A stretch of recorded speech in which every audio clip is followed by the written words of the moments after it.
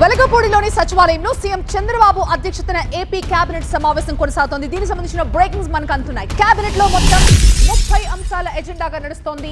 Scheduled కులాల sub classification బిల్లుకి cabinet ఆమోదించబోతోంది. రాష్ట్రంలో 10 కొత్త మెడికల్ కాలేజీలు కూడా ఆమోదించబోతున్నారు.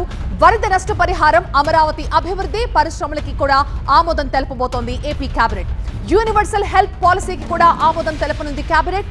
ట్రాన్స్పోర్ట్ వాహనాలపై గ్రీన్ ట్యాక్స్ తగ్గింపు బిల్లు, అనధికార భవనాల లీగలైజేషన్ కి కొత్త స్కీమ్ కూడా ఆమోదం లభించబోతోంది.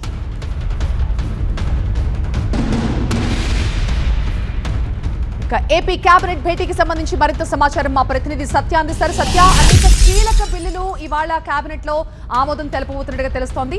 డీటెయిల్స్ చెప్పండి.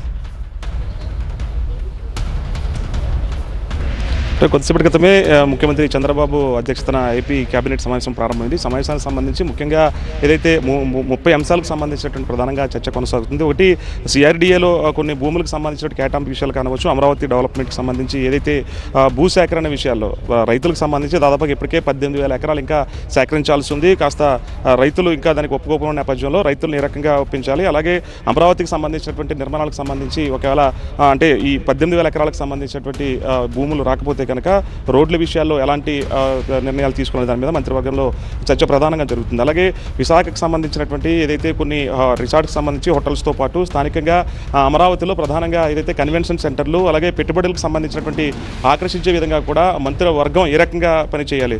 మరీ ముఖ్యంగా 2026 స్థానిక సంస్థ ఎన్నికలకు సంబంధించి ఏదైతే ఎంపీటీసీ, జడ్పీటీసీకి సంబంధించినటువంటి ఎన్నికల ప్రక్రియకు సంబంధించి ఇప్పటికే ఎన్నికల కమిషన్ నోటీసు రిలీజ్ చేసిన నేపథ్యంలో మార్చి లోపు అంటే ఫిబ్రవరి నుంచి మార్చి లోపు ఎన్నికలు జరిపించుకోవాలి.